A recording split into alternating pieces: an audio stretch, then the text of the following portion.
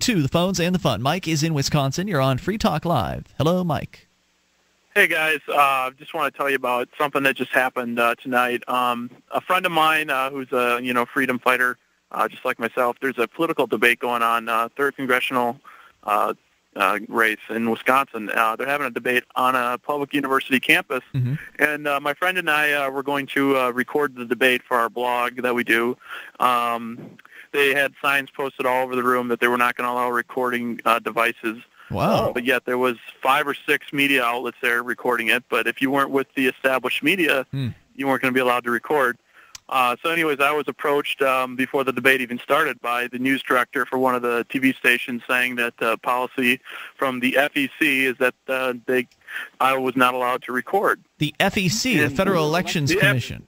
Right. And I said, well, the FEC is not in the Constitution. I said the Constitution has more legal authority than the FEC, and that just made him upset. Then this was the news director for a news station. This wasn't the security at the event or a government bureaucrat. Right. No. But they were technically sponsoring the debate along with the University of Wisconsin La Crosse. Which is a publicly funded university, and so you certainly should have the right to be there with the camera. Absolutely. So he alerts the campus police that carry guns, so they're like regular cops on campus. They come over to me, and they ask me to leave the room. And I said, no, I'm not leaving. And they said, no, we'd like you to come with us. And I said, for what reason? And they said, well, we want to talk to you outside. And I said, well, until you can give me a reason, I'm not going anywhere. And so then... apparently they just like you to come with them. They just want to talk to you outside. It was one of those things where it's just an order, what's going to happen. So I'm not going along with their plan. All of a sudden, the friend that I came in there with grabbed his camera to record my interaction with the police. As soon as he pulled out his camera, before he even pressed record, they grabbed his arms, drag him out of the room, and cite him with $700 in fines.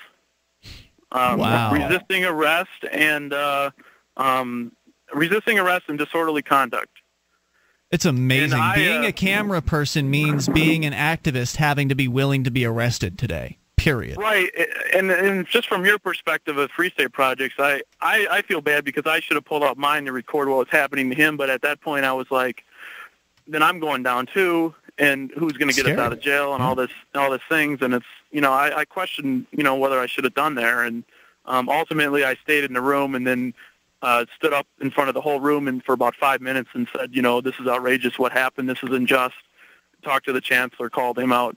And so it was a good interaction that way. Wow. But, it's Sam, just really unbelievable. Yeah, this is where, maybe the hidden pen cameras that you have running, I mean, it's easy to look back on it and say, oh, yeah, if you had done this. But, I typically have at least an MP3 player on my arm that's an audio recorder that I can lock into a recording mode so that I've at least have an audio record of whatever happens. And then, if you can have a hidden camera or something like that to where you can get footage of this in case something like that happens, that may be something you want to consider. That's a good suggestion. And you live and learn, right? It's tough, though. Yeah, it is tough.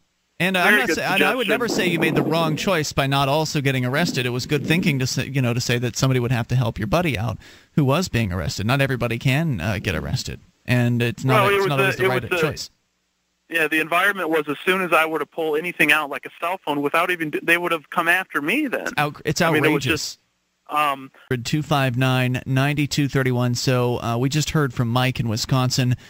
He was out at a political event, and normally politics is considered a safe event. It's a safe venue for activists.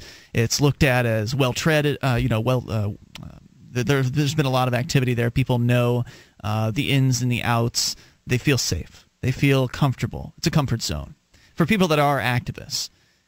But in a lot of cases, it's not so safe. In a lot of cases, politics can be a very risky endeavor indeed. The more politically successful you become, the more of a target that you are. And if you threaten the status quo in some way, or the status quo feels, the people in the status quo feel as though they're being threatened by your presence and your ideas in the political system, they will, in many cases, find a way to punish you for that. If you're a business owner, they bring in the fire marshal and find all kinds of problems that had never existed before. Well, with the Ron Paul vote as opposed to I didn't say you couldn't have an effect. I just, my point was it's risky.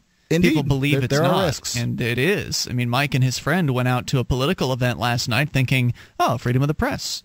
What? We No biggie. can record this public property. Of course we can. So it's just a college campus. Of course we can be here to record this political event, public political event that's being reported on by the mainstream media. Why shouldn't we be able to report on it?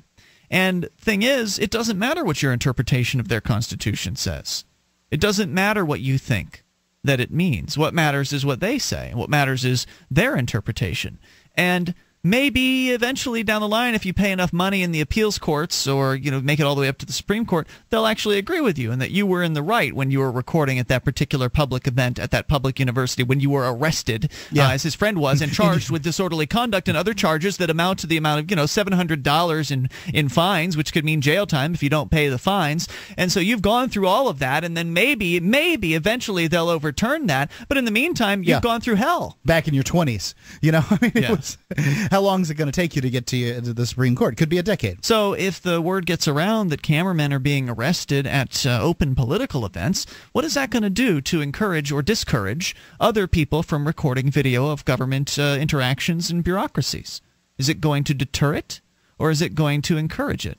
In most places. Here in New Hampshire, it's been pretty chilling. I mean, even amongst the activists here, the crackdowns on video cameras have been fairly successful over time. Not entirely. We did have William Kostrick on last night who was talking about how his charges for wiretapping when he was recording a police officer in public have been dropped. So that's good news. Another activist also, Carla, had her charges dropped as well. But they haven't gotten their cameras back.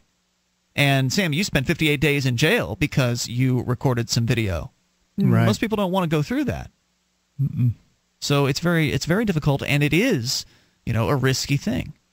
Working within the system still entails risk. Anytime the status quo is challenged, your freedom is at risk. And it always is at risk anyway, if you think about it, if you want to think about it that way, which is why you should get active. Whether you get active in politics or civil disobedience or whatever, because sometimes the lines blur and they cross.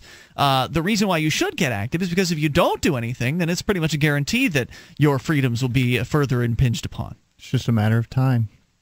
Exactly. So do something, and it's better to do your something around other folks, as Mike found out there because he was essentially alone with his friend.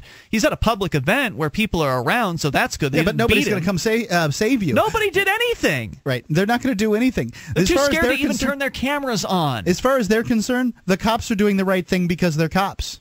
They must know the rules. What else would law enforcement officers be doing but enforcing the law? So getting people together makes a difference. Imagine if it were Mike, his friend, and 10 of their friends. All together, all with video cameras. Right. And with Quick.com. If 9 guys would have whipped out cameras on those cops, it would have been an entirely different story. And if Dave Ridley is with us, RidleyReport.com, his website, the most prolific video reporter here in New Hampshire. Dave, welcome to Free Talk Live. Hey, guys, thanks. Any comments? I don't know if this is the reason you were calling, but any comments on these guys that were recording a public event where they were claiming that the event folks were claiming that they couldn't record, even though it was on a public university campus, and they got one of them was arrested. It was Wisconsin. Oh, okay.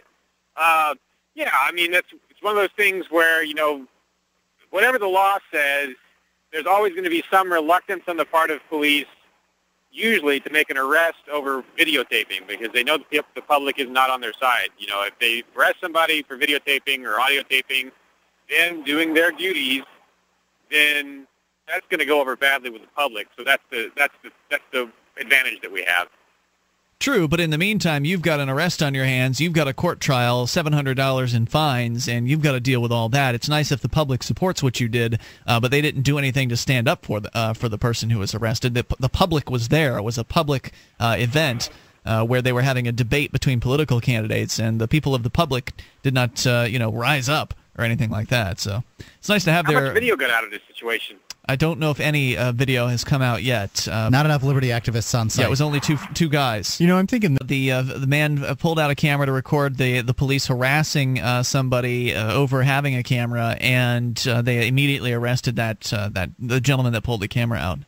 In that case. Well, yeah. Again, that's another thing, especially if it happens in New Hampshire. I have this motto: make the most of camera confiscation. Make the most you can out of it, because it's really a bigger deal than the police behaving badly in front of the camera.